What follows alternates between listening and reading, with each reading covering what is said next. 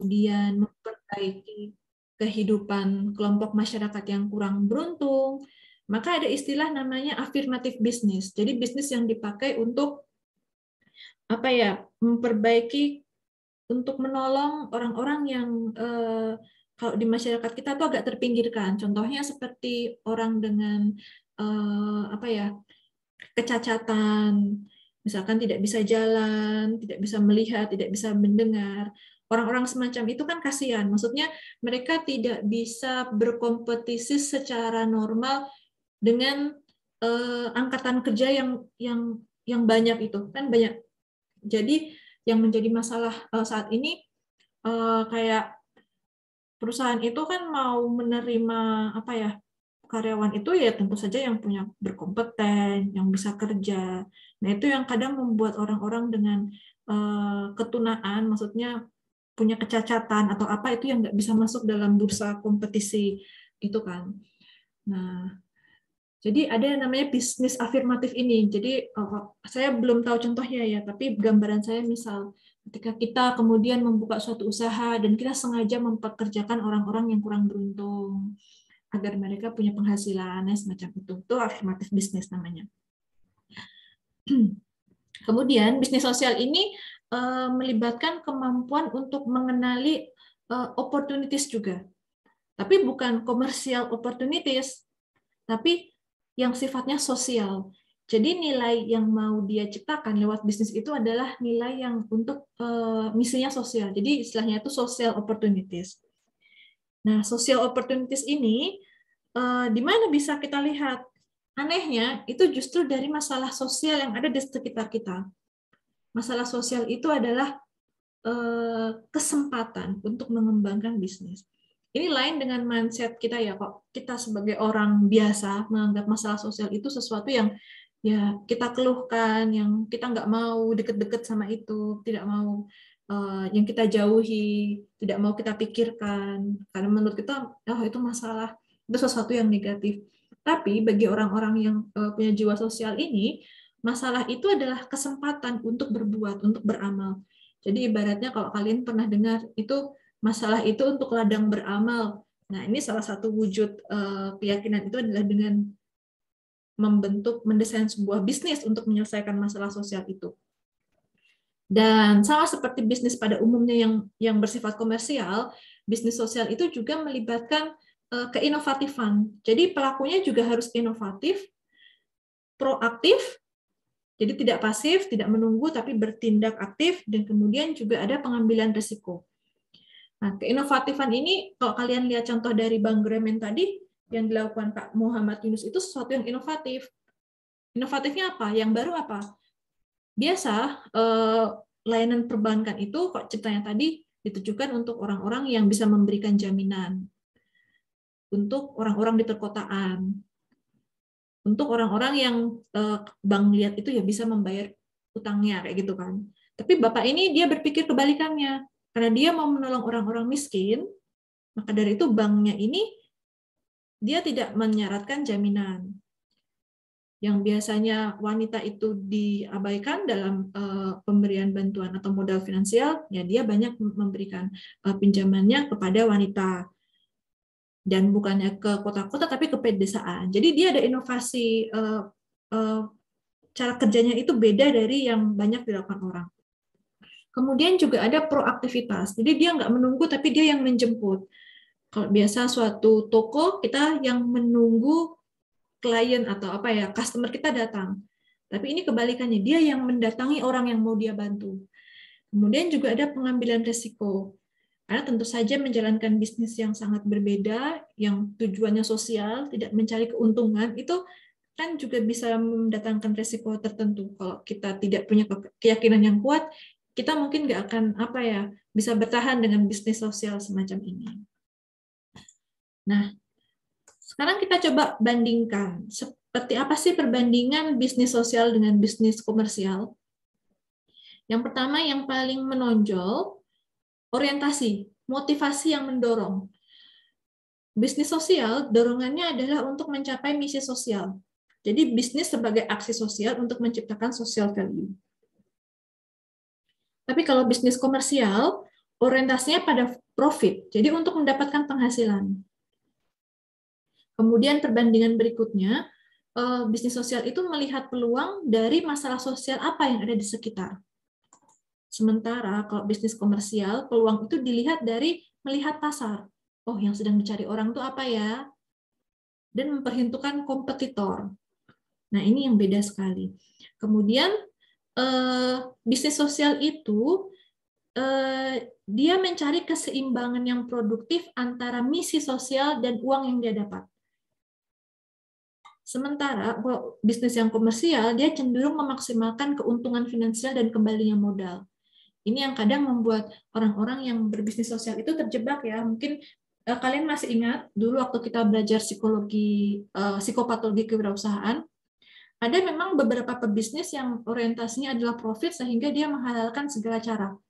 Menghalalkan segala cara itu maksudnya bagaimana? Bisa jadi dia dengan menabrak norma, dengan tidak memperhatikan kesejahteraan orang-orang yang bekerja pada dia, tidak memperhatikan kebaikan yang tidak memperhatikan customer-nya dia, jadi dia jadi menipu, jadi melakukan korupsi dan apa. Nah, itu salah satu dampak kalau kita pikirannya itu terlalu orientasi profit. Nah, tapi bisnis sosial ini dia berusaha menyeimbangkan. Saya akan tetap mencari uang, tapi saya juga punya misi sosial. Dan karena ada misi sosial inilah saya yang kemudian harus menjaga agar jangan sampai bisnis saya ini rusak, kehilangan kepercayaan di masyarakat, dan seterusnya. Jadi pebisnis sosial ini ditemukan dia lebih punya integritas kayak gitu, karena dia ada misi misi yang mulia tadi itu. Nah, keseimbangan antara misi dan uang, antara mission and money ini tampak misalnya contoh yang tadi kalian sudah lihat dari contoh Bank Gramin,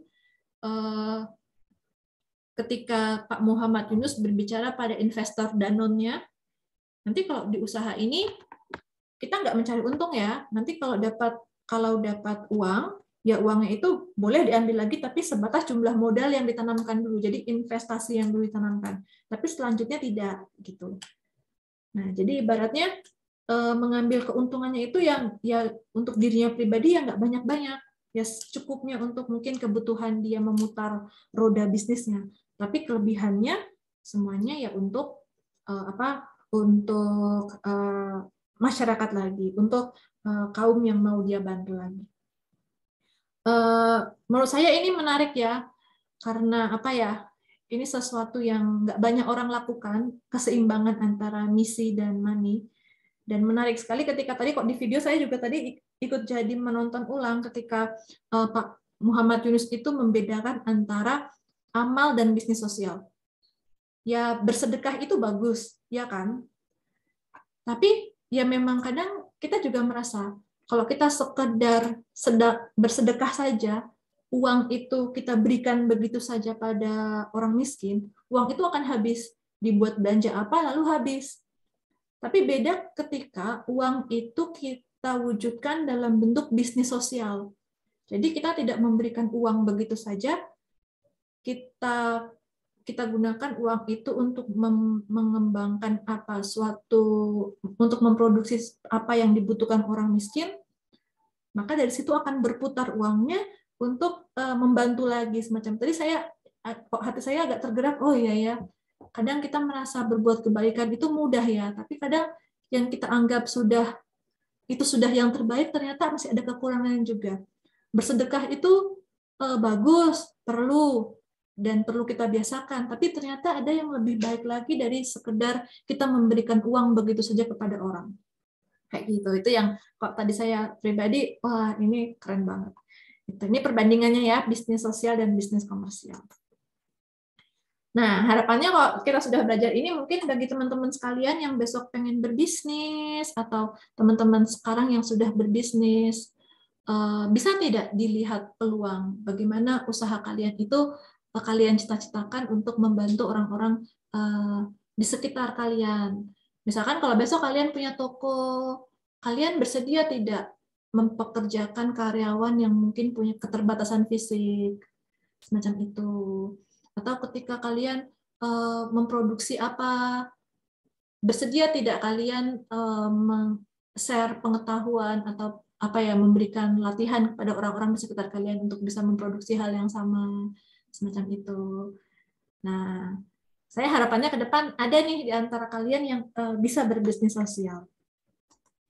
Berikutnya, ini terkait konsep kewirausahaan, ini lebih ringkasannya saja. Jadi konsep bisnis sosial itu dia bersifat multidimensional. Ada 4 hal yang membangun bisnis sosial. Pertama, ada entrepreneurially virtuous. Jadi bisnis itu sebagai amal saleh. Kemudian ada opportunity recognition yang sifatnya sosial. Jadi peluang itu dilihat dari justru masalah yang ada di sekitar. Kemudian ada judgment capacity, itu terkait dengan usaha untuk senantiasa menyeimbangkan tujuan antara keuntungan finansial dengan misi sosialnya. Dan kemudian dalam kesehariannya, dalam prakteknya, tetap perlu ada risk tolerance, toleransi terhadap risiko, proaktivitas, dan keinovatifan. Nah, ini terakhir, nilai-nilai kebajikan yang ada pada kewirausahaan sosial. Yang pertama adalah integritas, yang kedua adalah compassion. Compassion itu kasih sayang pada sesama, jadi rasa kasihan pada orang-orang yang kurang beruntung, itu namanya compassion. Ada empati, dan yang terakhir adalah honesty atau kejujuran. Jadi berkaitan ya integrity dan honesty. Integritas itu bagaimana bisnis itu dijalankan ya tanpa melanggar aturan dengan tetap mempertimbangkan kebaikan lingkungan. Jadi bisnis yang tidak merusak lingkungan, tidak merusak sosial, tidak merugikan orang lain, memberikan lebih banyak ketimbang yang diminta. Kan lain tuh dengan mungkin orang-orang yang berbisnisnya komersial, kadang untuk mendapatkan keuntungan semaksimal mungkin, bahan bakunya yang dikurangi kualitasnya, harganya dimahalkan, atau bilangnya jumlahnya segini, tapi ternyata yang dibungkus sekian, ada yang semacam itu. Nah, itu masalah integritas. Kemudian terkait kejujuran, compassion dan empati, tentu saja misi sosial orang itu punya jiwa sosial itu karena dalam hatinya berkembang compassion dan empati.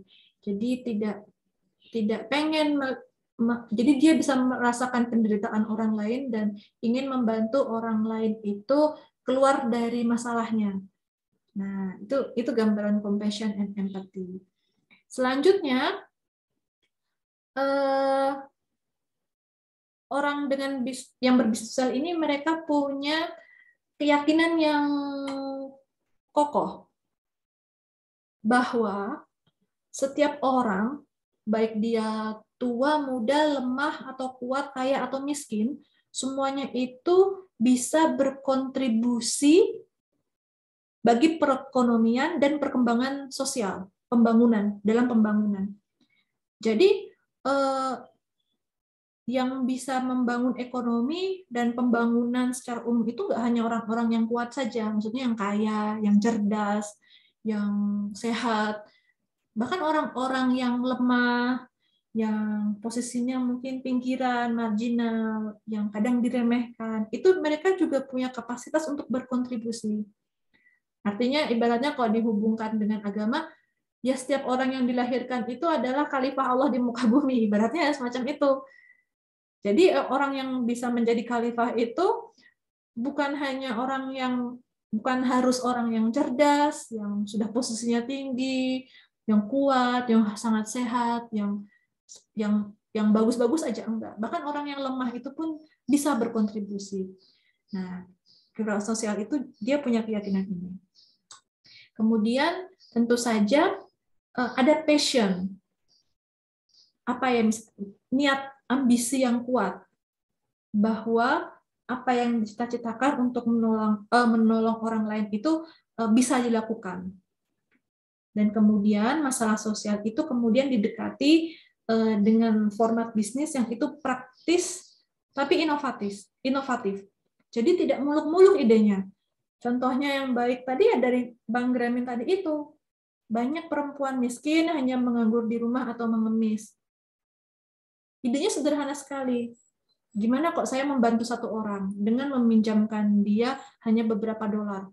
Mungkin kalau itu dikurskan rupiah nggak ada 200.000. Ini saya berikan 200.000, silakan dipakai untuk berjualan. Oh, ternyata bisa muter, bisa menolong satu orang. Nah, itulah yang kemudian Pak Muhammad Yunus katakan, ketika saya bisa menolong satu orang, maka prinsip yang sama juga bisa digunakan untuk menolong 2 orang. Bisa menolong 2 orang, bisa buat 5 orang, dan seterusnya. Nah, jadi masalah sosial itu tidak perlu ide yang wow. Kadang kita perlu pendekatan awal itu yang sederhana. Nah, jadi langkahnya itu praktis, tapi tetap inovatif. Jadi tidak muluk-muluk. Masalah sosial itu besar, tapi perlu didekati dengan strategi yang sederhana. Oke, untuk tentang materi, kalau dari sisi kewirausahaan itu saja. Untuk yang selanjutnya, saya pengen membagikan sebuah cerita bahwa dalam agama kita sendiri, agama Islam terutama, berbisnis sosial itu sangat dianjurkan. Bahkan Nabi Muhammad sendiri mencontohkan bagaimana kita bisa menolong orang miskin itu dengan berbisnis. Ini saya punya kisah Nabi yang yang menurut saya ini termasuk yang saya sukain. Jadi pernah diceritakan bahwa Nabi itu menolong seorang pengemis. Jadi suatu ketika ada pengemis yang datang kepada Nabi untuk meminta-minta. Lalu beliau bertanya pada pengemis tersebut, apakah kamu mempunyai sesuatu di rumahmu? Lalu pengemis itu menjawab, tentu. Saya cuma punya pakaian yang bisa saya pakai sehari-hari dan sebuah cangkir. Lalu Nabi berkata, sini, bawa ke sini cangkirnya, serahkan ke saya. Lalu pengemis itu datang lagi ke Nabi untuk menyerahkan cangkirnya. Kemudian Nabi melelang cangkir itu ke sahabat-sahabatnya. Adakah di antara kalian yang pengen membeli cangkir ini? Setelah dilelang, ada yang menawar 1 dirham, ada yang menawar 2 dirham, dan akhirnya yang menang yang 2 dirham.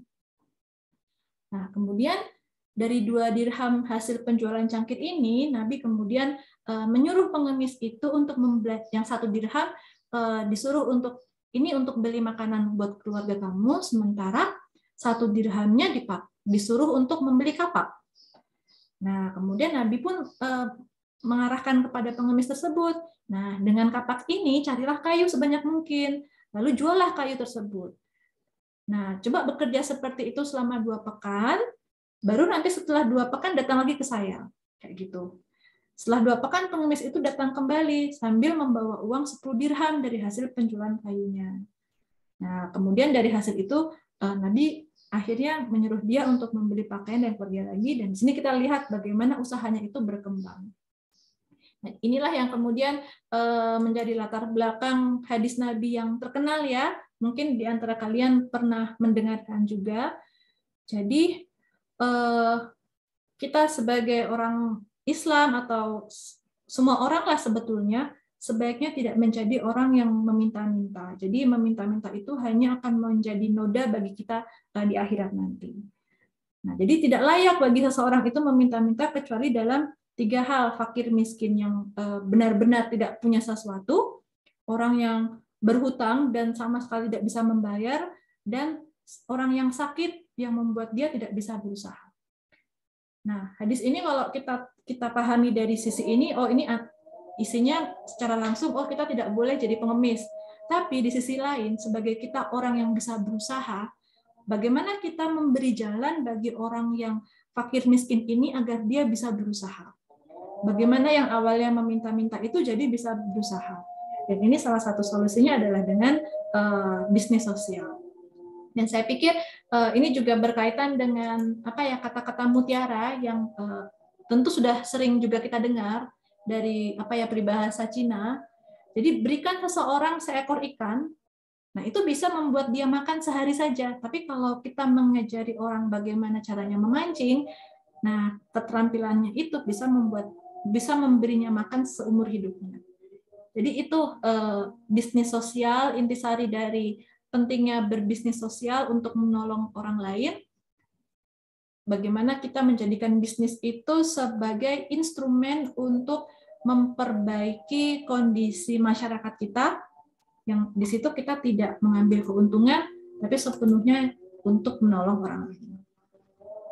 Itu saja dari saya untuk materi tentang kewirausahaan sosial. Mungkin di antara kalian ada yang mau menanggapi atau bertanya atau sharing.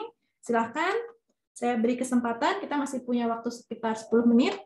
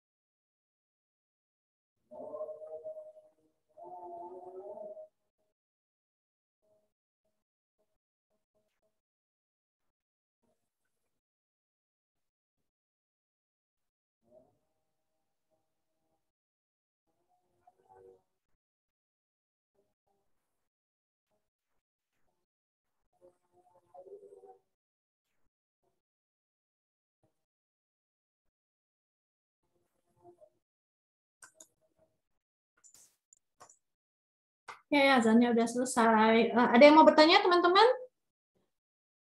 Dari materi kita kali ini?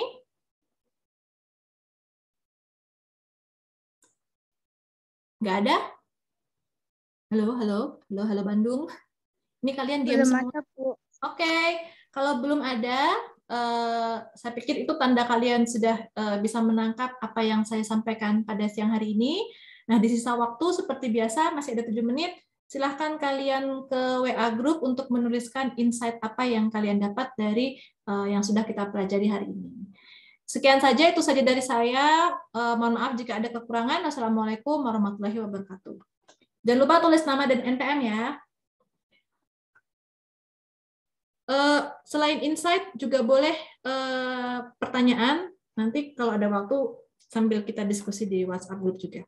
Saya akhiri Zoom meeting-nya.